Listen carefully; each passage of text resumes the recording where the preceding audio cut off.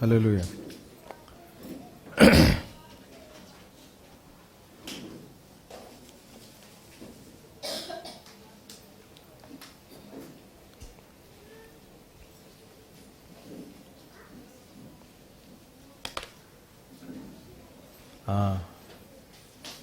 బిగినర్స్కి జూనియర్స్కి వాళ్ళిద్దరికేనమ్మా, బిగినర్స్కి జూనియర్స్కి Sunday school ఉంది. తల్లిదండ్రులు పిల్లల్ని సండే స్కూల్కి బిగినర్స్కి జూనియర్స్కి మాత్రమే, సీనియర్స్కి ఇంటర్మీడియట్ వాళ్ళకి సర్వీస్ అయిపోయిన తర్వాత ఉంది కాబట్టి జూనియర్స్ బిగినర్స్ సండే స్కూల్కి వెళ్ళిపోవాలి.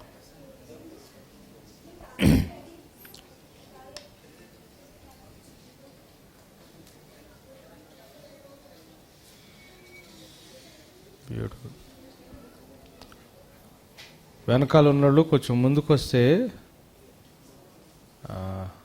మరి లేటుగా వస్తున్నోళ్ళు వెనక కూర్చోడానికి ఆస్కారం ఉంటుంది. ముందు కొన్ని ఖాళీలు ఉన్నాయి.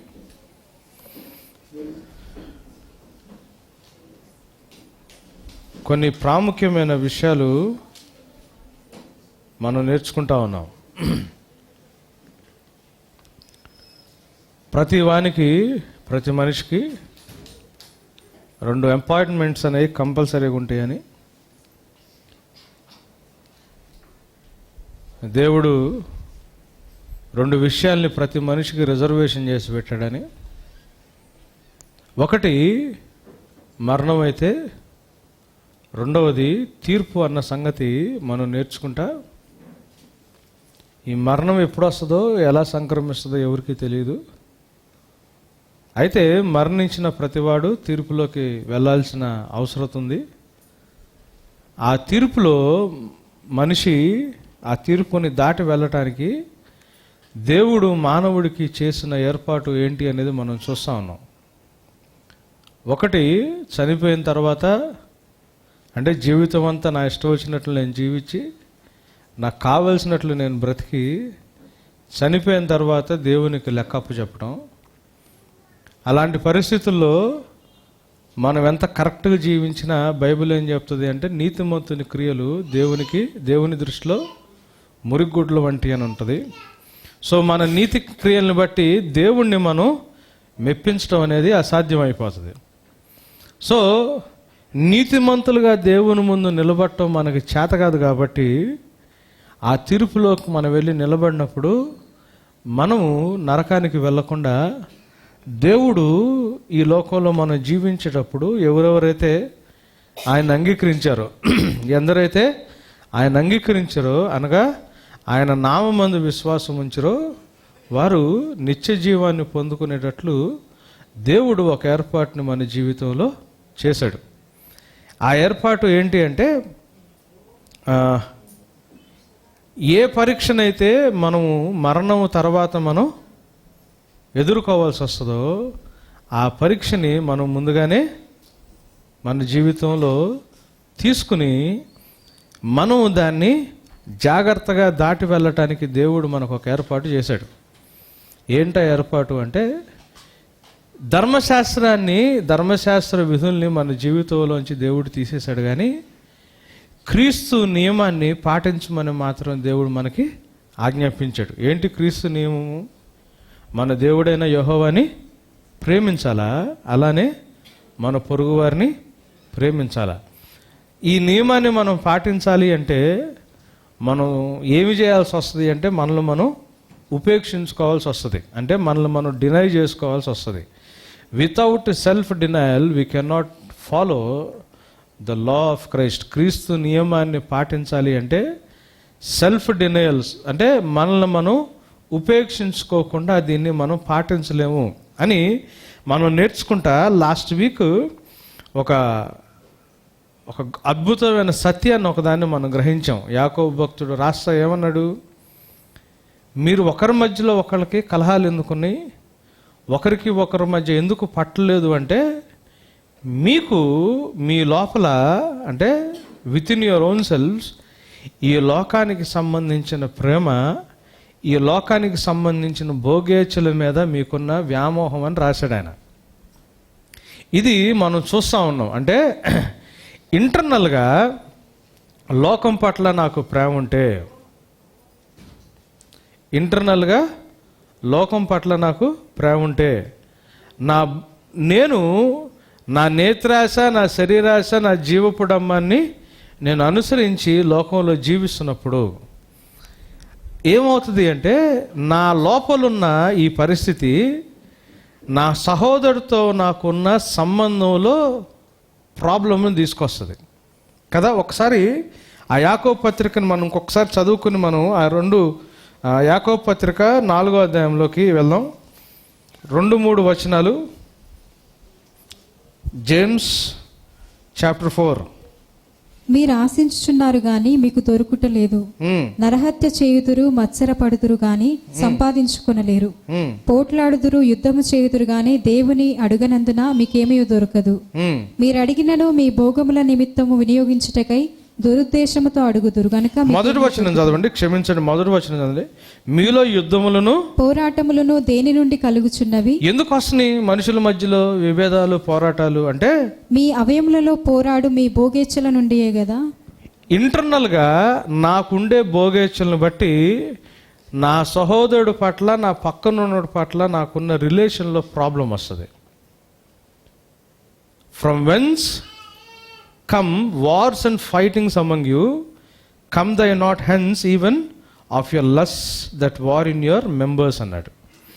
మన శరీర అవయవాల్లో మనకి ఉండే భోగేచ్ఛలు, ఈ జీవితాన్ని అనుభవించాలని లోకానుసారమైన ఆశలు మన శరీరంలో ఎప్పుడైతే ఉంటాయో, ఈ ఆశలు మనతో, మన ఆత్మతో ఎప్పుడైతే, మన ఆంతరంగిక పురుషుడితో ఎప్పుడైతే పోరాటం చేస్తూ ఉంటాయో, బయట మన సహోదరుడితో మనం సరైన రిలేషన్ కలిగి ఉండటం అసాధ్యం.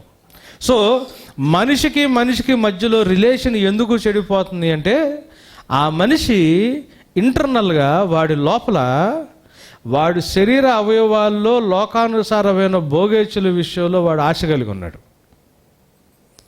ఇది లింక్. మనుషుల మధ్యలో గొడవ వస్తుంది అంటే కారణం ఏంటంటే, అవతలోడు చెడ్డోడని కాదు. అవతలోడు చెడ్డోడంటే నేను మంచోడిని అంటే నేను కూడా చెడ్డోడినే.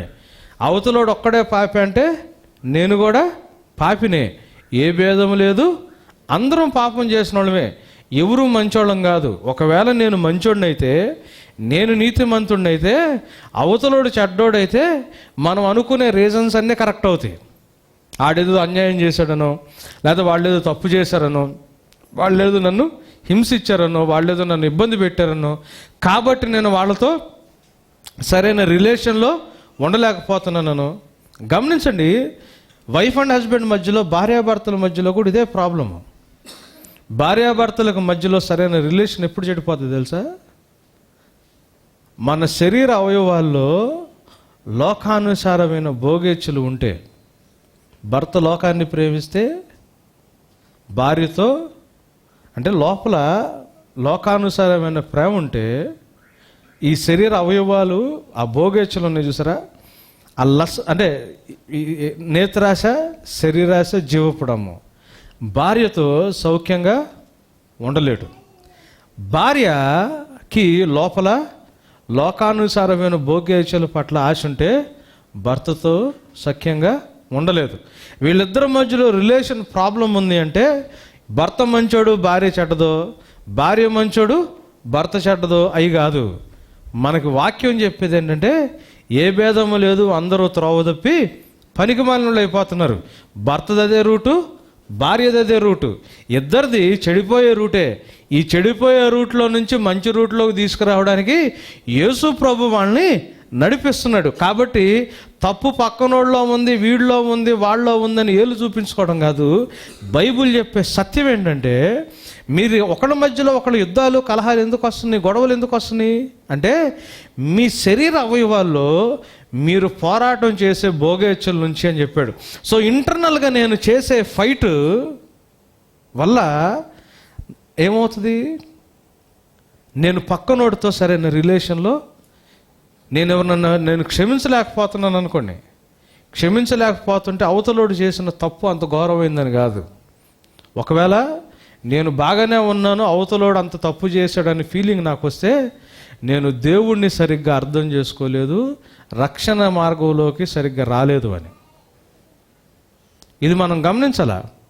మీరు గమనించండి, నేను ప్రాబ్లం అవతలోడిది, ప్రాబ్లం నాది కాదు అన్న ఫీలింగ్ నాకు ఉంటే నిర్జీవ క్రియలు విడిచిపెట్టి మారు మనసు పొందటంలో ఎక్కడో నేను సరిగ్గా మారలేదు అని అర్థం అవ్వాల్సిందేంటి? నేను పాపిని, నేను కరెక్ట్గా లేను, నేను సరైనోడిని కాదు. నన్ను దేవుడు మారుస్తున్నాడు, నాతో పాటు ఇంకొక పాపి జీవితం కొనసాగిస్తుంది. ఇది అర్థం అవ్వాలి. కుటుంబంలో ఈ సంగతి అర్థమైతే, సంఘాల్లో ఈ సంగతి అర్థమైతే, లోకంలో ఈ పరిస్థితులు మనకు అర్థమైతే, మనం మనుషుల మధ్యలో సంబంధాలు కరెక్ట్గా సెట్ అవుతాయి. నేను పాపిని, నాకు రోగం ఉంది లోపల, నాతో పాటు జీవించే వాళ్ళు కూడా పాపులే, వాళ్ళలో కూడా రోగం ఉంది. మేబీ వాళ్ళకి వేరే రోగం ఉందేమో, నాకు ఇంకొక ఏరియాలో రోగం ఉందేమో, కానీ నేను రోగినే, అవతలోళ్ళు రోగే. వాళ్ళ కంపు నాకు వస్తున్నప్పుడు నా కంపు కూడా వాళ్ళకి వస్తుంది. ప్రాబ్లము నేను మంచోడిని, అవతలోళ్ళు చెడ్డోళ్ళు, అవతలోళ్ళు నాకు ప్రాబ్లం కలుగు చేశారని కాదు.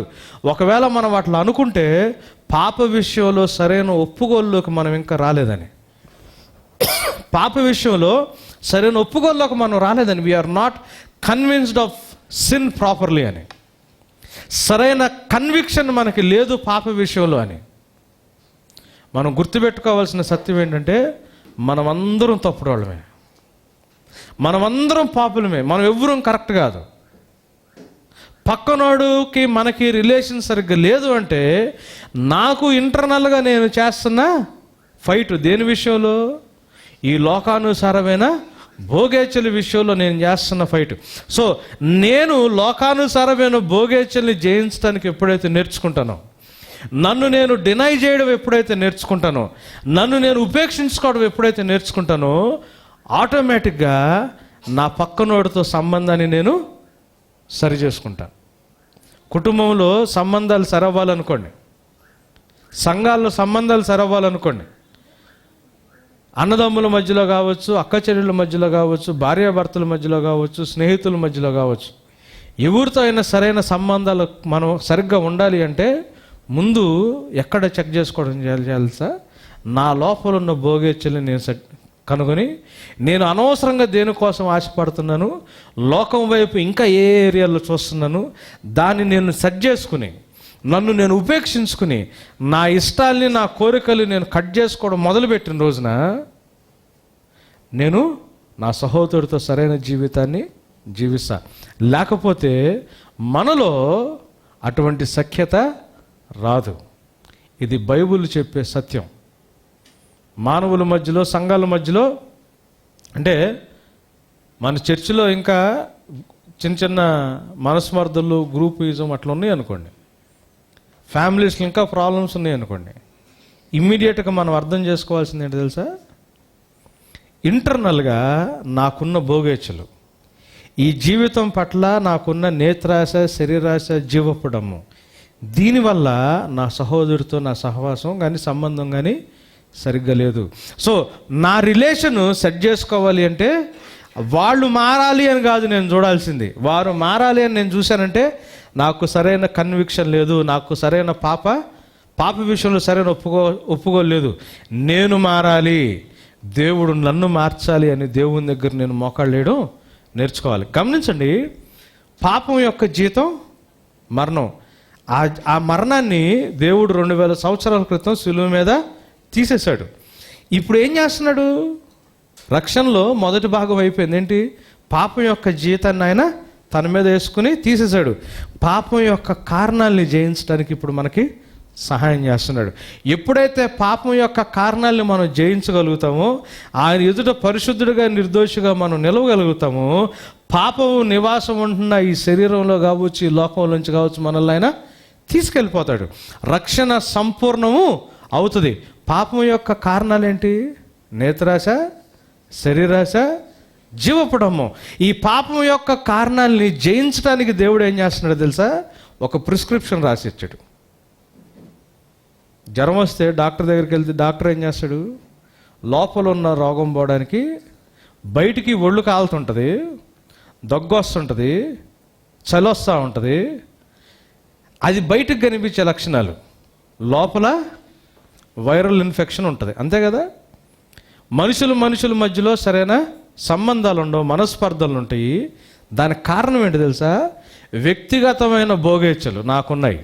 సో నేను దేవుడి దగ్గరికి వెళ్తే ఆయన డాక్టర్ లాగా ఏం చేస్తాడు, ఉన్నకి ప్రిస్క్రిప్షన్ రాసిస్తాడు, చీటీ రాసిస్తాడు. ఏమని? బాబు, నీకు మీ ఆవిడకి ఎందుకు పట్టలేదు తెలుసా? నువ్వు ఇంకా బతుకున్నావు, నువ్వు చచ్చిపోవాలా, నిన్ను నువ్వు ఉపేక్షించుకోవాలా, నిన్ను నువ్వు డినై చేసుకోవాలా.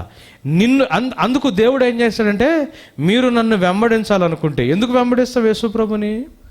నిత్యరాజ్యంలోకి చేరటానికి, తండ్రితో పాటు సదాకాలం జీవించడానికి. అలా చేయడానికి దేవుడు ఏం చేస్తాడు? ముందేం చేయాలి? తండ్రి ముందు నన్ను పరిశుద్ధుడిగా నిర్దోషిగా దేవుడు నిలబెట్టాలి. ఎలా నిలబెడతాడు పరిశుద్ధుడిగా నిర్దోషిగా? పాపం యొక్క జీతాన్ని తీసేశాడు, పాపం యొక్క కారణాలను కూడా నాలో నుంచి ఆయన తీసేయాలా. సో నువ్వు నన్ను వెంబడించాలనుకుంటే, యేసుప్రభు ఏమంటాడు తెలుసా? నన్ను వెంబడించాలనుకుంటే, పాపం యొక్క కారణాలని జయించి తండ్రితో పాటు సదాకాలం నువ్వు జీవించాలనుకుంటే, నీకు రోగం ఉంది. ఏంటది? నీకున్న నేత్రాశ, శరీరాశ, జీవపుడమ్మ. ఆ రోగం నాకు ఉందా ప్రభా అంటే, నీకు ఆ రోగం ఉందో లేదో నీ సహోదరుడితో నీకున్న సంబంధంలో తేలిపోద్ది. నీ సహోదరుడితో సరైన సంబంధంలో ఉన్నావు అంటే నీకు లోపల ఆ రోగం లేదు. కానీ నువ్వు నన్ను క్షమించలేని స్థితిలో ఉంటే, నీకు నీ సహోదరుడికి మధ్యలో, నీకు నీ కుటుంబస్తుల మధ్యలో, నీకు నీ భర్తకు మధ్యలో, భార్యకు మధ్యలో సరైన రిలేషన్ లేదు అంటే నీ లోపల లోకం పట్ల ఆశ ఇంకా బ్రతికే ఉంది. నీ శరీరంలో నీ భోగేచ్ఛలు నీ ఆత్మతో ఇంకా పోరాటం చేస్తున్నాయి. నువ్వు నన్ను వెంబడించాలనుకుంటున్నావా? నిన్ను నువ్వు ఉపేక్షించుకో అంటున్నాడు. ప్రతిరోజు చచ్చిపోవడానికి సిద్ధపడు, డినై యువర్ సెల్ఫ్ అంటున్నాడు. దౌర్భాగ్యం ఏంటంటే క్రైస్తవత్వం రివర్స్ అయిపోయింది. ఈ ప్రిస్క్రిప్షన్ తిరిగేస్తున్నారు. ఏమని? నేనంటే ఎవరో తెలుసా? నేనంత పెద్ద దేవుడినో తెలుసా? నీకేవో తక్కువ ఉన్నాయో చెప్పు, నువ్వు కోరుకో, నేను నీకు ఇచ్చేస్తా. దేవుడేమన్నాడు తెలుసా? నిన్ను నువ్వు ఉపేక్షించుకోనిదే. Until unless you don't deny yourself, సిలువనెత్తుకుని నన్ను వెంబడించకపోతే నువ్వు నాకు శిష్యుడివి కాలేవు. ఖర్చు అవుతుంది. ఒకసారి కూర్చుని ఎస్టిమేషన్ ఎంతో లెక్కేసుకో అని చాలా క్లియర్గా చెప్తా ఉన్నాడు. యోహాను రాసిన మొదటి పత్రిక 2వ అధ్యాయంలోకి వెళ్దాం. యోహాను రాసిన మొదటి పత్రిక 2వ అధ్యాయంలోకి వెళ్దాం. 15వ వచనం నుంచి చూద్దాం. ఈ లోకమునైనను లోకములో ఉన్న వాటినైనను ప్రేమింపకుడి అని దేవుడు చెప్పి, ఈ లోకానికి సంబంధించిన ఎన్ని మనకి ఇస్తుంటాడు ఆ దేవుడు. ఇప్పుడు డాక్టర్ దగ్గరికి వెళ్తే, అమ్మ జాండీస్ వచ్చింది, లివర్ చెడిపోయింది, పచ్చిం చెయ్యి, ఈరోజు మా హాస్పిటల్ యానివర్సరీ, పైన బిర్యానీ పెడుతున్నారు, తినేసి వెళ్ళని చెబుతాడా? చెప్పడుగా. రోగం వచ్చింది, జాండీస్ వచ్చింది, లివర్ చెడిపోద్ది, పచ్చిం చేయమని ఒక పక్క చెబుతా, ఆ రోజు వాళ్ళ హాస్పిటల్ యానివర్సరీ అనుకోండి, ఫ్రీగా భోజనాలు పెడుతున్నారు, మంచి చికెన్ బిర్యానీ ఉంది, తినమంటాడా? లోకాన్ని, లోకంలో ఉన్న వాటిని ప్రేమించొద్దని చెబుతా, లోకానికి సంబంధించినవన్నీ మనకి ఇచ్చేస్తుంటాడు దేవుడు.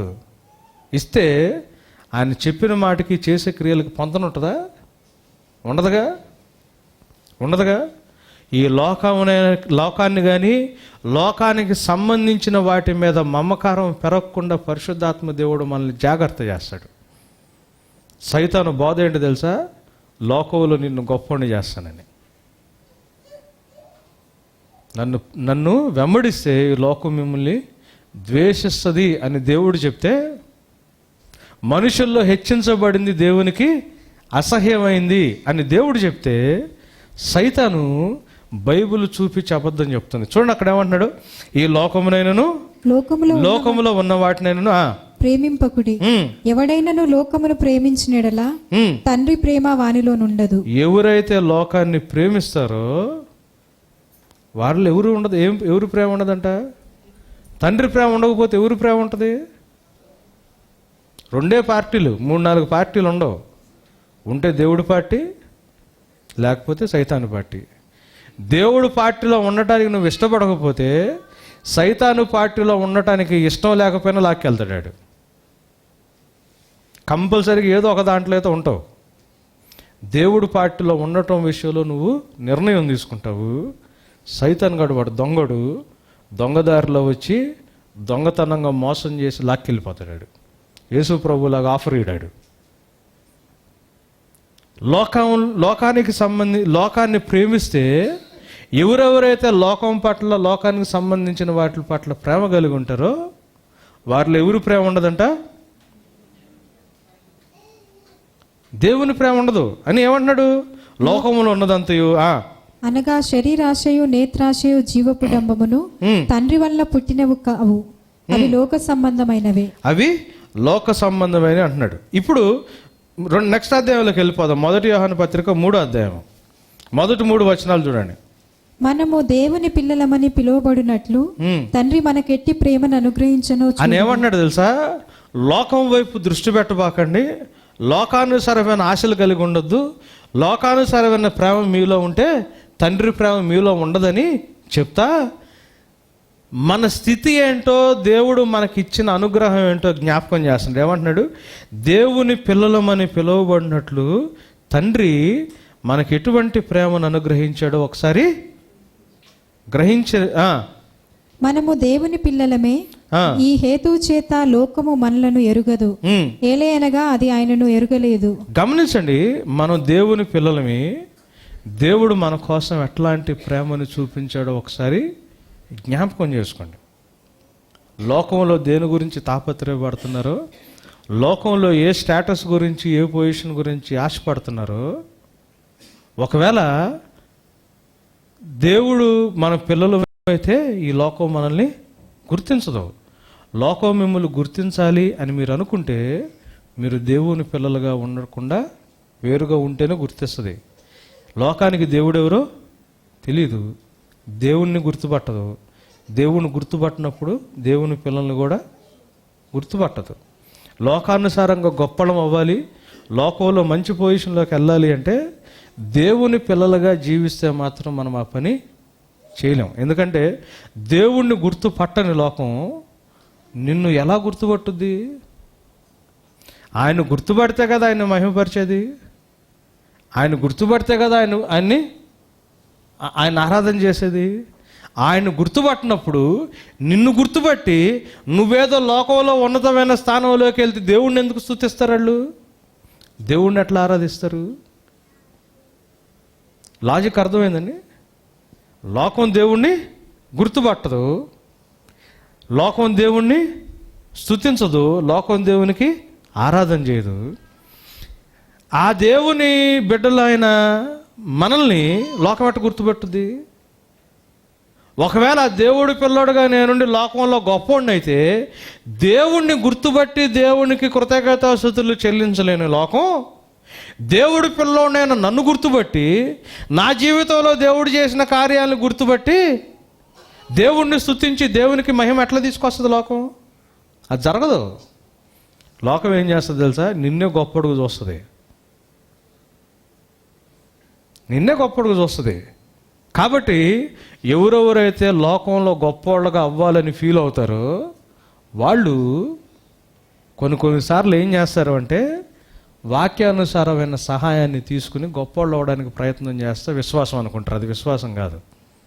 చాలా క్లియర్గా రాశాడు. ఈ హేతువు చేత లోకం మనలను అసలు మనల్ని గుర్తుపట్టదు. లోకం మనం ఎవరో తెలియదు. ఎందుకు తెలియదు మనం ఎవరో? లోకానికి దేవుడు ఎవరో తెలియదు. లోకంలో మంచి పేరు ప్రఖ్యాతులు తీసుకొస్తే దేవుని కృప అని అనుకోబాకండి.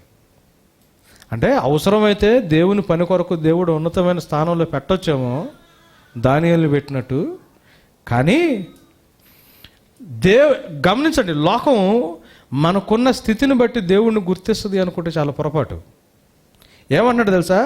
పిల్లలారా, కింద ఏమన్నాడు చూడండి, ఇప్పుడు ప్రియులారా మనము దేవుని పిల్లలమై ఉన్నాము, ఇప్పుడు పిల్లలమే, మనం ఇక ఏమవుతామో అది ఇంకా ప్రత్యక్షపరచబడలేదుగా, మనం ఇంకా ఏమవుతామో ప్రత్యక్షపరచబడలేదు కానీ ఆయన ప్రత్యక్షమైనప్పుడు ఆయన ఉన్నట్లుగానే ఆయనను చూతుము కనుక ఆయనను పోలియుందుమని ఎరుగుదుము. మీరు గమనించండి, నూతన నిబంధన పత్రికల్లో ఈ థీము మనకి ప్రతి చోట కనిపిస్తుంది.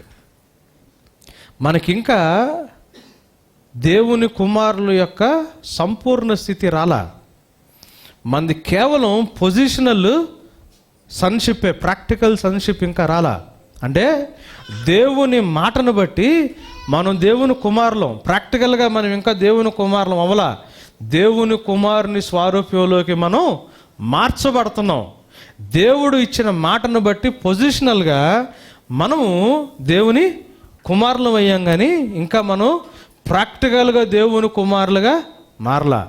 పొజిషనల్గా మన స్థితిని బట్టి రక్షించబడిన వాళ్ళమే, కానీ ప్రాక్టికల్గా పూర్తిగా రక్షణలోకి మనం ఇంకా రక్షణ మార్గంలో ఆ ప్రాసెస్లో నుంచి మనం వెళ్తున్నాం. మనం ఇది గమనించుకోవాలా. మనం ఏమైనాం ఇంకా, అక్కడ ఏమన్నాడు, మనం ఇంకా ప్రత్యక్షపరచబడలేదు. ఎందుకు? యేసు ప్రభువుని తండ్రి లోకంలో ఇంకా మహిమపరిచి ప్రత్యక్షపరచలా.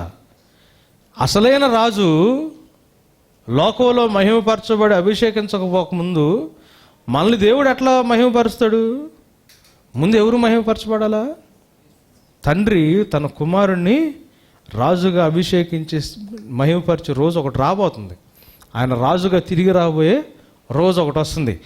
ఆయన మహిమలోకి వచ్చిన తర్వాత మనం ఇప్పుడేమై ఉన్నామో మనకు తెలియదు, కానీ ఆయన ప్రత్యక్షమైనప్పుడు ఆయన ఉన్నట్లుగానే ఆయనను చూతుము కనుక ఆయనను పోలి ఉందాము అన్నాడు. కొరింథీయులకు రాసిన మొదటి పత్రిక 13వ అధ్యాయం చూడండి. కొరింథీయులకు రాసిన మొదటి పత్రిక 13వ అధ్యాయం 12వ వచనం చూడండి. ఇప్పుడు అద్దములో చూచినట్లు సూచనగా చూచుచున్నాము, అప్పుడు ముఖాముఖిగా. ఎవరిని? యేసు ప్రభుని ఎంతమంది చూశారు? ఒకసారి చేతులు ఎత్తండి. ముఖాముఖిగా చూడలా. కాకపోతే అంటే ఒక అద్దంలో నుంచి ఎక్కడో దూరం ఉన్నదాన్ని ఆ రిఫ్లెక్షన్లో చూస్తున్నట్టు సూచనగా మాత్రమే యేసు ప్రభుని చూస్తున్నాం. ఆయన మంచిని రుచి చూసి తెలుసుకుంటున్నాం. ఆయన గుణగణాల్ని పరిశుద్ధాత్మ దేవుని యొక్క బోధ ద్వారా, నడిపింపు ద్వారా మనం తెలుసుకోవడానికి మనకి అవకాశం ఇచ్చాడు. మనం ఇంకా యేసు ప్రభుని పూర్తిగా చూడలా. మనం ఎట్లా ఏమంటున్నాడు? అద్దములో చూసినట్లు సూచనగా చూస్తున్నాము. అప్పుడు ఎప్పుడు? యేసు ప్రభు తిరిగి వచ్చినప్పుడు ఆయన ముఖాముఖిగా చూస్తాము. ఇప్పుడు కొంత మటుకే యేసు ప్రభుని ఎరిగి ఉన్నాము. అప్పుడు నేను పూర్తిగా ఎరుగబడిన ప్రకారము పూర్తిగా అప్పుడు దాకా మనకి, అంటే మీరు గమనించండి, దేవుడు మనకిస్తానన్న స్వాస్థ్యం కావచ్చు, దేవుడు మనల్ని మహిమపరుస్తానన్న విధానం కావచ్చు, విశ్వాసుల మీదకి దేవుని యొక్క మహిమ కావచ్చు, కొంత మాత్రమే వస్తుందేమో, కానీ పూర్తిగా మనల్ని దేవుడు మహిమపరచలా. అప్పుడు దాకా ఈ లోకం మనల్ని గుర్తించకుండా ఈ లోకంలో కొంత హాస్టైల్ సిచ్యువేషనే ఉంటుంది. ఈ లోకంలో కొంత ఇబ్బందికరమైన పరిస్థితే ఉంటుంది. లోకస్తుల దగ్గర దేవుని బిడ్డలకి కొంచెం ప్రతికూలమైన పరిస్థితులే ఉంటాయి. అప్పుడు దాకా మనకి ఎవరు పరిస్థితులు పెద్దగా బాగవు. ఎందుకు? ఇంకా ఆయన మహిమలోకి రాలా. ఆయన మహిమలోకి దిగొచ్చిన తర్వాత ఆయన ఎలా ఉంటాడో దేవుడు మనల్ని అలా చేస్తాడు. ఎప్పుడైతే మనం దేవుని బిడ్డలు స్వారూప్యంలోకి మార్చబడతామో, యేసు ప్రభుని చూసిన తర్వాత, ఈయన దేవుడని లోకం గుర్తించిన తర్వాత, ఆయన పక్కన మనం కూడా మహిమలో ఉన్నప్పుడు, ఒరే వీళ్ళు దేవుని బిడ్డలు కదా అని అప్పుడు సంపూర్ణంగా లోకం మనల్ని గుర్తిస్తుంది. అప్పుడు దాకా లోకం మనల్ని గుర్తించదు. సిలువ జ్ఞానం లోకానికి వెరితనంగానే ఉంటుంది. లోకం నిన్ను నన్ను ఎర్రోళ్ళగానే చూస్తుంది. అంతకంటే ఎక్కువగా చూసిందంటే లోకం నిన్ను గుర్తుపడుతుందని. లోకం నిన్ను గుర్తుపడుతుందంటే మనం దేవుని బిడ్డలమి అవునా కాదా అని చెక్ చేసుకోవాలి. వాక్యానుసారంగా ఆలోచించడానికి ప్రయత్నం చేయండి. మనం ఏమై ఉన్నాం ఇంకా మనకి తెలియదు. అందుకే ఏమన్నాడు తెలుసా? ఆయన బలమైన హస్తము కింద దీన మనస్కులై ఉండండి. దీనులుగా ఉంటే పిరుకోళ్ళు అనుకుంటుంది లోకం, వీక్ అనుకుంటుంది లోకం, మీక్నెస్ని వీక్నెస్ కింద కన్సిడర్ చేస్తుంది లోకం. చేతగానోళ్ళు అనుకుంటుంది, బలహీనులు అనుకుంటుంది, నీచులు అనుకుంటుంది, తృణీకరించబడినోళ్ళు అనుకుంటుంది, ఎన్నిక లేనోళ్ళు అనుకుంటుంది. కానీ ఆయన బలమైన హస్తం కింద దీన మనస్కులై ఉండండి, తగిన సమయమందు ఆయన హెచ్చిస్తాడు, అప్పుడు దాకా రెచ్చిపోవద్దు అంటున్నాడు దేవుడు. కరెక్ట్ మాట. తగిన సమయమందు దేవుడు హెచ్చిస్తాడు. దేవుడు హెచ్చించే సమయం ఈ లోకానికి వచ్చేంతవరకు విశ్వాసులుగా మనం ఏం చేయాలా? దీన మనస్కులై ఉండాలా. లోకానుసారమైన ఆశలు మనం కలిగి ఉంటే, లోకస్తులు చూసి మనం అట్లా ఉండాలి అనుకుంటే, లోకంలో ఉన్నతమైన స్థితి వాళ్ళని చూసి మనం కూడా అటువంటి స్థితిలో ఉండాలి, మన పిల్లలు కూడా అటువంటి గొప్పగా ఉండాలి, మన జీవితాలు కూడా అంత మంచి పేరులో ఉండాలని లోకం వైపు చూసి మనం ఆశపడుతున్నామా? శరీరంలో మీకున్న భోగేచ్ఛలు ఏం చేస్తాయి తెలుసా? సహవాసంలో కావచ్చు, కుటుంబంలో కావచ్చు, మధ్యలో ఏం తీసుకొస్తాయి? గొడవలు తీసుకొస్తాయి. ఆయన వెలుగులో ఉన్న ప్రకారం మీరు కూడా వెలుగులో నడిస్తే ఏం జరుగుతుంది? అన్యోన్య సహవాసం కలిగి ఉంటాము. అప్పుడు ప్రభువైన యేసుక్రీస్తు రక్తం ప్రతి పాపం నుండి కడుగు లేకపోతే కడగదు. ఒకవేళ మన మధ్యలో అన్యోన్య సహవాసం లేదనుకోండి, క్రీస్తు ప్రభు రక్తం మనల్ని ప్రతి పాపం నుండి కడగదు. అన్యోన్య సహవాసం ఎప్పుడు వస్తుంది? నాకు లోపల లోకానుసారమైన భోగేచ్ఛల విషయంలో నేను జాగ్రత్త పడినప్పుడు. చాలామంది సైతాను యొక్క కుయుక్తిని అర్థం చేసుకోలేకపోతున్నారు. నేను మొన్న క్లాసుల్లో కూడా చెప్పా, ఫాల్స్ తప్పుడు అబద్ధము అన్నదానికి గ్రీకులో 2 రకాలైన మాటలు ఉన్నాయి. ఒకటి సూడో అంటారు. సూడో అంటే తప్పుడు, ఫాల్స్ అని మోసానికి కూడా వాడతారు. అంటే అర్థం ఏంటంటే, ఇటు వెళ్తే విజయవాడ వచ్చుద్ది, ఇటు వెళ్తే బాంబే వచ్చుద్ది అనుకుందాం. మీరు ఎవరిని వచ్చి బాంబే ఇటు వెళ్ళండి అంటే ఇటు అని చెప్పాను అనుకోండి, అది అబద్ధం చెప్పినట్టు. దాన్ని సూడో, తప్పుడు అని. మీరు వచ్చి బాంబే అంటే ఇటే అని చెప్పాను అనుకోండి, చెప్పి నేను బాంబే వెళ్తున్నాను రండి వెళ్దామని. ఎట్లా వెళ్తున్నారంటే బస్సులో వెళ్తున్నాను. ఎందుకండి బస్సులో? కారు ఉంది, ప్రశాంతంగా ఏసీలో వెళ్దాం మాట్లాడుకుంటాని. ఇదే డైరెక్షన్లో వెళ్తా కొంచెం పక్కకు బయలుదేరి వెళ్ళాను అనుకోండి, ఎక్కడికి వెళ్తాను? ఇటు గోవానో అటు గుజరాతే వెళ్తా. చివరి దాకా అర్థం కాదు. ఆల్మోస్ట్ అదే డైరెక్షన్లో మనం తెలుసుకుంటాం, ఇటు విజయవాడ ఇటు బాంబే అని. అడగగానే ఇటేమని చెప్తాడు? బాంబే ఇటే అని చెబుతాడు. మేము కూడా అటే వెళ్తున్నాం అంటారు. దీన్ని ప్లనయో అన్నారు. ప్లనయో అంటే అర్థం ఏంటంటే, అదే డైరెక్షన్లో వెళ్తా, అదే మార్గంలో వెళ్తా, చిన్న స్లైట్ డీవియేషన్ వస్తుంది. ఎవరికన్నా విజయవాడ సిటీ ఐడియా ఉంటే చాలా ఈజీగా అర్థమవుతుంది. విజయవాడలో 2 రోడ్లు ఉంటాయి, బందర్ రోడ్డు, ఏలూరు రోడ్డు. స్టార్టింగ్లో ఎట్లుంటాయి తెలుసా? ఒక కాలు ఈ రోడ్లో, ఒక కాలు ఆ రోడ్లో వేయచ్చు. అక్కడ నుంచి ఒక 7 కిలోమీటర్లు వెళ్ళామనుకోండి, ఈ రోడ్డు నుంచి ఆ రోడ్డుకి వెళ్ళడానికి గంట సేపు పట్టుద్ది. ఎందుకు? చిన్న డీవియేషను. కొంత టైం అయిన తర్వాత ఏమైంది?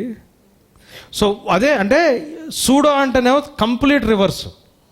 ప్లనయో అంటే ఏంటి? అదే మార్గంలో వెళ్తారు కానీ కొంచెం. ఎప్పుడన్నా బాణవేయడం చూసారా? అదే డైరెక్షన్లో వెళ్తుంది కానీ మిస్ అయితే కొంచెం కొంచెం తేడా ఉంటే ఏమవుతుంది? గురిజోట్టంలో కొంచెం డిఫరెన్స్ ఉందనుకోండి, చివరిదాకా అటే వెళ్తున్నట్టు అనిపిస్తుంది, కానీ వెళ్ళాల్సిన టార్గెట్కి మాత్రం వెళ్ళకుండా పక్కకి వెళ్తుంది. అలా మోసం చేయడాన్ని ప్లనయో అంటారు. సైతాన్ అట్లా చేస్తాడు. మీరు యేసుప్రభుని నమ్ముకుంటారా? మంచిది. చర్చికి వెళ్తారా? మంచిది. యేసుప్రభు గురించి తెలుసా? యెహోవా ఈరే, యెహోవా రాఫా, యెహోవా షమ్మా, యెహోవా నిస్సి.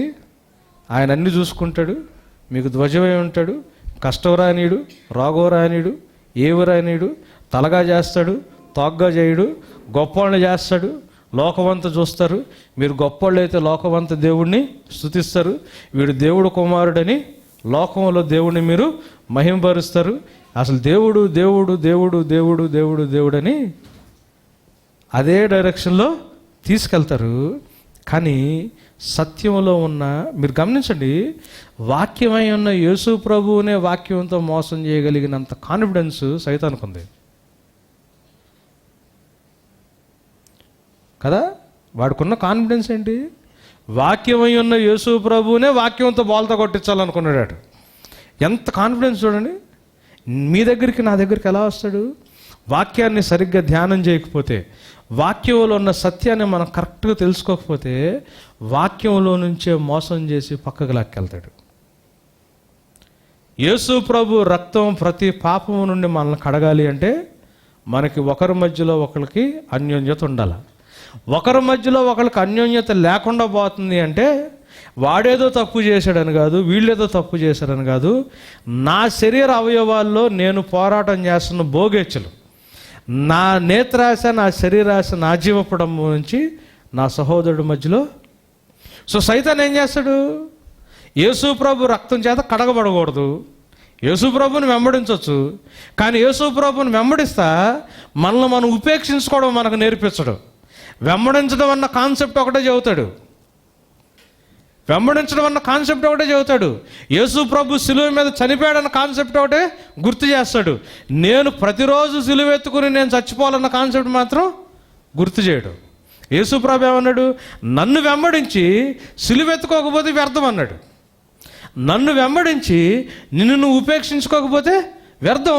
హాస్పిటల్కి వెళ్ళి మందులు వేసుకుంటా జాండీస్ వచ్చి రోజు బిర్యానీ తింటే ఉపయోగం ఏముంది? హాస్పిటల్కి తీసుకెళ్తాడు, మందులే ఇస్తాడు, ఇంటికి తీసుకొచ్చాడు బిర్యానీ పెడతాడు. మన హాస్పిటల్కి తీసుకెళ్తున్నాడు కదా దేవుని వైపే అనుకుంటాం మనం, కానీ ఇంటికి వచ్చి బిర్యానీ పెడుతుంటే మనల్ని మోసం చేస్తున్నాడని తెలియదు. అదేంటండి, బిర్యానీలో మోసం ఉంటుందా? జీవితంలో బాగా సెటిల్ అయితే దాంట్లో ఏమైనా మోసం ఉంటుందా? సైతాన్ మోసం ఉంటుందా అంటే ఖచ్చితంగా ఉంటుంది. నేత్రాశ, శరీరాశ, జీవపడము, దానికి వాక్యాన్ని తగిలిస్తాడు. దేవుడు నిన్ను తలగా చేయాలనుకుంటున్నాడు, తోగ్గా ఉంచాలనుకోవట్లేదు. ఏమనుకుంటున్నావు? ఉన్న సమయం అంతా మనిషికి రొట్టె అవసరం కదా, రొట్టె వల్ల మాత్రమే కాదు, కానీ దేవుని నోట్లో నుంచే ప్రతి మాట ఇంకా అవసరం. దేనివల్ల జీవిస్తాడు? దేవుని నోట్లోంచి వచ్చే మాట మీద. వాడు ఏం చేస్తున్నాడంటే ప్రయారిటీస్ మారుస్తున్నాడు. రొట్టె కోసం 25 సంవత్సరాలు 30 సంవత్సరాలు కొన్ని లక్షలు ఖర్చు పెట్టి పిల్లల దగ్గర పోయిస్తా, ప్రార్థన చేయండి, వాక్యం చదవండి, చర్చికి వెళ్ళండి, పిల్లల్ని దేవుడు గొప్పవాళ్ళు చేస్తారని ట్యాగ్ దానికి ఒకటేసి, దేవుళ్ళు ఎదిగే విషయంలో మాత్రం రొట్టె సంపాదించుకోవడం వస్తుంది. దేవుని నోటి వెంట వచ్చే మాటలు మాత్రం వాళ్ళ జీవితాల్లో ఉంటలా. అప్పుడు మనిషి జీవితం ఏమైపోతుంది? మీరు గమనించండి, సైతాను చేసే మోసం, సైతాన్ చేసే మోసం. ఇక్కడ ఏమంటున్నాడు? మనం ఏమయ్యా అన్నాం ఇంకా మనకు తెలియలా. ఇప్పుడేదో గొప్పోళ్ళు అయిపోవాలి, లోకంలో టాప్ పొజిషన్లోకి వెళ్ళాలని ఆశ పెట్టుకోవద్దు. ఒకవేళ ఆయన పరిచర్యకు అవసరమైతే దేవుడు దానియేలులాగా ఒకవేళ తీసుకెళ్ళి యోసేపులాగా, దానియేలులాగా, జోసెఫ్ లాగా, డానియేల్ లాగా నిన్ను ఏదన్నా స్థితిలో పెడతాడేమో, అది వేరు.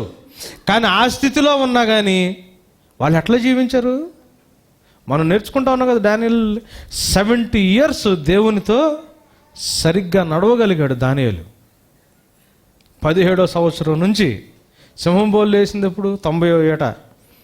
ఆల్మోస్ట్ 70 years దేవునితో మచ్చ లేకుండా జాగ్రత్తగా నడిచాడంటే ఆ పొజిషన్లో ఉండి ఆలోచించండి. ఆ పొజిషన్ మీద దానికి వ్యామోహం లేదు. నమస్కారం చేయమంటే చేయనన్నాడు, చచ్చిపోవడానికైనా రెడీ అయిపోయాడు. ఆయన పొజిషన్ మీద వ్యామోహం లేదు, పొజిషన్లో పెట్టిన దేవుడి మీద ప్రేమ ఉంది కాబట్టి దేవుడు పెట్టాడు. మనం ఏదో గొప్ప వాళ్ళు అవ్వాలని ట్రై చేయొద్దండి, లోకంలో ఏదో సాధించాలని ట్రై చేయొద్దు. మనం ఏమై ఉన్నాం ఇంకా మనకి తెలీదు. ఆయన ప్రత్యక్షమైనప్పుడు ఆయన ఎలా ఉంటాడో మనం అలా ఉంటాం. ఆయన్ని ఇష్టపరిచే బిడ్డలుగా మనం ఉండటానికి ప్రయత్నం చేయాలి. కొరింథీయులకు రాసిన 2వ పత్రిక 4వ అధ్యాయంలోకి వెళ్దాం. కొరింథీయులకు రాసిన 2వ పత్రిక 4వ అధ్యాయం 16వ వచనం నుంచి 18వ వచనం దాకా. కావున మేము అధైర్యపడము. మా బాహ్య అధైర్యపడం అంటే అర్థం ఏంటి? పరిస్థితులు అన్నీ బాగుంటే ఆ మాట చెబుతావా? ఎప్పుడు వస్తుంది అధైర్యపడం అన్న మాట? ఎప్పుడు వస్తుంది? అప్పుడు పరిస్థితులు ఎట్లున్నట్టు? ఫేవరబుల్గా లేవుగా. కావున మేము అధైర్యపడం. పరిస్థితులు బాగా లేకపోయిన దేవుని బిడ్డలుగా ఉన్నప్పుడు మేము దాని గురించి భయపడం, అధైర్యపడమా. మా బాహ్య పురుషుడు కృషించుచున్నను, ఆంతర్య పురుషుడు దినదినము నూతన. అంటే అర్థం ఏమవుతుంది? బాహ్య పురుషుడు ఏమైపోతున్నాడు? ఎక్స్టర్నల్గా, ఫిజికల్గా నేను కృషించిపోతున్నా, కానీ ఇంటర్నల్గా నా ఆంతరంగ పురుషుడు. మీరు గమనించండి, ఎందుకు ఈ పరిస్థితి విశ్వాసకి? ఆత్మ మీద పోరాటం చేసేదేంటి? శరీర అవయవాల్లో ఉండే భోగేచ్ఛలు, అంతేనా? అదే కదా మనం లాస్ట్ వీక్ నేర్చుకున్నది. మేలు చేయాలని నాకు కీడు సంక్రమిస్తుంది. మంచి చేయాలనుకుంటున్నా, కానీ నా జీవితంలో మంచి చేయలేకపోతున్నా. కారణం ఏంటి? ఏమన్నాడు రోమా 7వ అధ్యాయంలో? నా అవయవాల్లో ఉండే పాప నియమము నా ఆత్మతో, నా మనసుతో ఏం చేస్తుంది? పోరాటం చేస్తుంది. గమనించండి, నా ఇంటర్నల్ మ్యాన్, నా ఆత్మ, నా ఆంతరంగిక పురుషుడు. ఆంతరంగిక పురుషుల్లో నేను ధర్మశాస్త్రాన్ని బట్టి సంతోషిస్తున్నా, దేవునికి ఇష్టడుగా బ్రతకాలని నేను ఇష్టపడుతున్నా. కానీ నా శరీర అవయవాల్లో లోకానుసారమైన భోగేచ్ఛలు ఉన్నాయి. నేత్రాశ, శరీరాశ, జీవపుడము. ఇది ఏం చేస్తుంది? కంటిన్యూస్గా నా ఆత్మతో ఫైట్ చేస్తున్నాయి. ఫైట్ చేసి మేలు చెయ్యాలి అని ఇష్టపడే నా ఆత్మ అనుసారంగా నా జీవితంలో నేను మేలు చేయక ఏం చేస్తున్నాను? కీడు చేస్తున్నా. సో ఈ పోరాటం తగ్గియాలంటే దేవుడు ఏం చేస్తాడు? ఆత్మ ఎవరితో పోరాటం చేస్తుంది?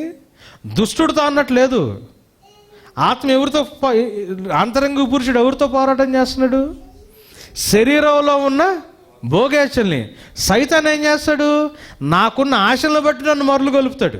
అసలు ప్రాబ్లం ఏంటి? నాకున్న ఆశ. అదే కదా, ప్రతివాడు వాని స్వకీయ దురాశల చేత ఏడవబడతాడు. ఏడవబడినప్పుడే సైతాను మరలు గలుపుతాడు. ఏడవబడకపోతే సైతాను మరలు గలుపులేడు. గమనించండి, అసలు ప్రాబ్లం ఏంటి? నాలో ఉన్న ఆశ. ఈ నాలో ఉన్న ఆశ ఏం చేస్తుంది? దేవునికి ఇష్టడుగా బ్రతకాలి అని నా ఆత్మలో నాకు అనిపించిన బ్రతకనీయకుండా నా ఆత్మతో పోరాటం చేస్తుంది. సో మంచి చేయాలని నాకు అనిపిస్తున్నా, నా జీవితంలో అల్టిమేట్గా మంచి రావట్లేదు. సో ఈ పోరాటాన్ని దేవుడు ఏం చేయాలా? తీసేయాలి. అంతేగా నాకు సహాయం చేయాలంటే ఏం చేయాలా? నా ఆత్మ మీద జరుగుతున్న పోరాటాన్ని దేవుడు తీసేయాలి. ఎట్లా తీసేస్తాడు? ఎలా తీసేస్తాడు? నా బాహ్య పురుషుల్లో, నా శరీర అవయవాలను ఏం చేస్తాడు? అవసరమైతే బలహీనపరుస్తాడు. శరీరేచ్ఛలకు కావాల్సిన దేవుడు ఇవ్వకుండా ఆపేస్తాడు. అర్థమవుతుందండి? దేవుడు చేసే సహాయం ఏంటో తెలుసా? స్పిరిచువల్ వార్ఫేర్ ఇది. నీ ఆత్మ మీద పోరాటం జరుగుతుంది. ఆత్మ వాక్యం విన్నప్పుడు బలపడుతుంది, బాగానే ఉంది. ఆత్మ ఆరాధనలో ఉన్నప్పుడు బలపడుతుంది, బాగానే ఉంది. ఇది సత్యం అని తెలుసుకుని బ్రతకాలని ఇష్టపడుతుంది, బాగానే ఉంది.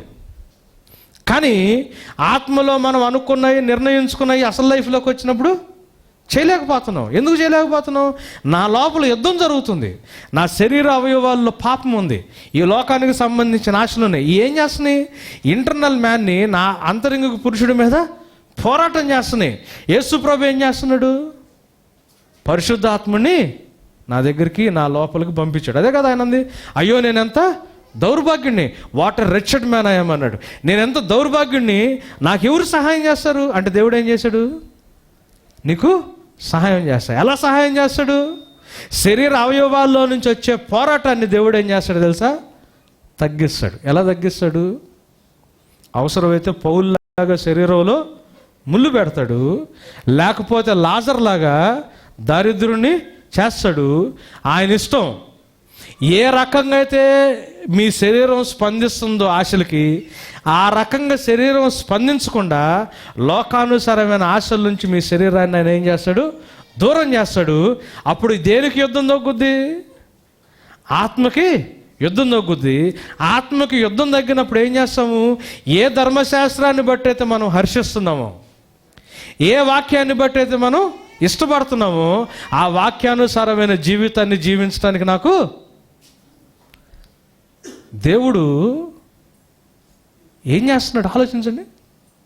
అంతేగాని నేను దేవుణ్ణి, నాకు అసాధ్యమైంది ఏది లేదు, నువ్వు కారు కావాలో అడుగు ఇచ్చేస్తా, బంగ్లా కావాలో అడుగు ఇచ్చేస్తా, ఏది కావాలంటే అడుగు ఇది ఇచ్చేస్తానని చెప్తే ఆంతరంగిక పురుషుడితో పోరాటం ఏమవుతున్నట్టు? పెరుగుద్దా తగ్గుద్దా? అంటే నా శరీర అవయవాల్లో ఉన్న ఆశలకి దేవుడు ఆజ్యం వాస్తున్నాడు అనుకోండి, నా ఆత్మను ఏం చేస్తున్నట్టు? ఆర్పేస్తున్నట్టు. నా ఆత్మను ఆర్పేస్తే నాకేంటి సహాయం? నేను పాపం యొక్క కారణాలు నేను ఎట్లా చేయించాలి? ఆయన అందుకే ఏమంటాడు తెలుసా, మేము అధైర్యపడం, మాకు తెలుసు పరిస్థితి ఏంటో, పరిస్థితులు ప్రతికూలంగా ఉన్నాయి, అనుకూలంగా లేవు, కానీ మేము నమ్ముకున్న దేవుడు ఎవరో మాకు తెలుసు.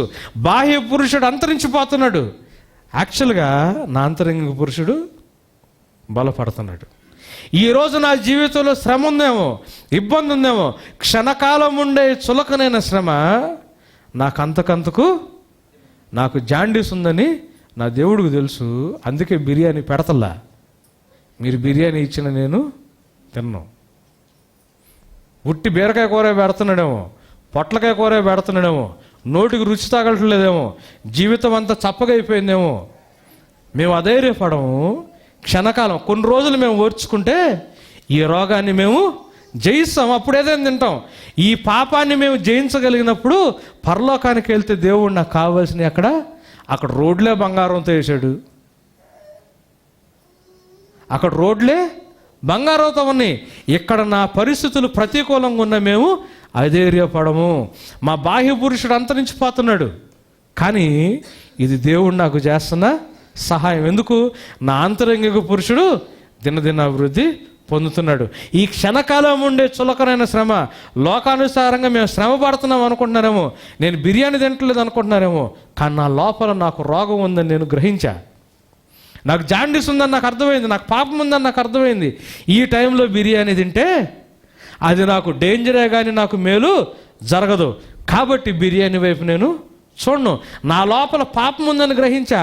ఇంకా నేను లోకంలో కోరుకుంటే ఈ పాపం పెరుగుద్దే కానీ దీని నుంచి విమోచన రాదు. కాబట్టి లోకానుసారమని నాకు లేకపోయినా నాకు పర్లేదు, నా లోపల రోగం ఉందని మాత్రం నాకు అర్థమైంది. నా తండ్రి నాకు చీటీ రాసి ఇచ్చాడు, లోకానైనా కానీ లోకంలో ఉన్న వాటినైనా కానీ ప్రేమించను. నా నేత్రాశ, నా శరీరాశ, నా జీవపడమ్మానుసారంగా నేను బ్రతకను. అవసరమైతే ప్రతిరోజు సిలువనెత్తుకుని నన్ను నేను ఉపేక్షించుకుంటా.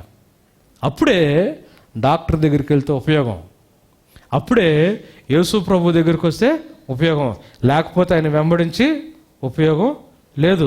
ఈరోజు కనిపించేయన్ని టెంపరీ అన్నదే కదా అంది. ఈరోజు కనిపించేయన్ని టెంపరీ. కనిపిస్తుంది నా కోసం దేవుడు అక్కడ. ఎందుకు? మనకి ఇంకా పూర్తిగా అవలా. మనకు ఒక సూచనగా అద్దంలో కనిపించినట్టే కనిపిస్తుంది. అసలు మన కోసం ఏమి దాచిపెట్టున్నాడో మనకి తెలీదు. కానీ నా కోసం ప్రాణం పెట్టి తిరిగి లేచాడు కాబట్టి నేను నమ్ముతున్నా. ఈరోజు అది నా కంటికి కనిపించలా, కానీ కంటికి కనిపించకపోయినా అది పర్మనెంట్. ఈరోజు నా జీవితంలో పరిస్థితులు అస్తవ్యస్తంగా ఉన్నాయి. ఈ కంటికి కనిపించిన ఈ మాత్రం టెంపరీ. గమనించండి, శరీరంతో ఆత్మతో పోరాటాన్ని పెంచుకోవాలని ఇష్టపడుతున్నాము, ఆత్మతో పోరాటాన్ని తగ్గించుకోవడానికి ఇష్టపడుతున్నాము. ఇది పరీక్ష. 2 అపాయింట్మెంట్స్ మాత్రం కంపల్సరీ. మరణించాలా, తీర్పు. మరణం ముందే తీర్పు పరీక్ష రాస్తావో, ఒకేసారి పరీక్షకి అటెండ్ అయ్యి ఫెయిల్ అవుతావో తేల్చుకోవాలి. ఇప్పుడే ఆ పరీక్షను తీసుకుని ఆ కష్టకరమైన మార్గంలో వెళ్ళటానికి మనం ఎప్పుడైతే ప్రయత్నం చేస్తామో, మనం ఆ పరీక్షను పాస్ అయ్యి మరణాన్ని, తీర్పుని రెండింటిని దాటి దేవుడు ఉండే స్థలానికి ఆయనతో పాటు జీవించడానికి వెళ్ళిపోదాం. ఒకవేళ మీ జీవితంలో పరిస్థితులు బాగలేదా, దేవుడు నమ్ముకున్న ఇబ్బందులు ఉన్నాయా, దేవుడు ఒకవేళ మీ ఆత్మీయ పోరాటంలో సహాయం చేస్తున్నాడేమో గమనించుకోండి. అది సహాయం అని మీకు తెలియక దేవుడు ఏంటి ఇంకా ఈ సమస్యలు పెట్టేసాడని బాధపడుతున్నారేమో. ఆత్మతో ఉండే పోరాటం యొక్క ఇంటెన్సిటీ తగ్గిస్తున్నాడేమో దేవుడు.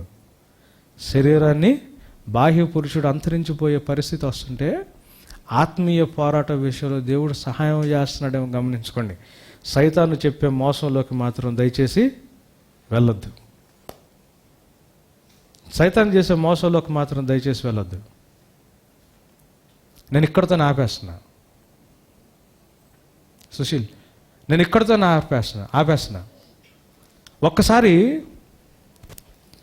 ఒక్కసారి అది కంటిన్యూ చేశాను. దేవుడి నిబంధనలో జీవిస్తున్నప్పుడు దేవుడు చేస్తున్న మేళ్ళని మనం ఏ రకంగా అర్థం చేసుకుంటున్నామో, సైతాను మాటను లక్ష్య పెడుతున్నామో, దేవుడు చేస్తున్న మేళ్ళను మనం లక్ష్య పెడుతున్నాం. ఒకసారి గమనించుకుందామండి. ప్రభానికి స్తోత్రాలు.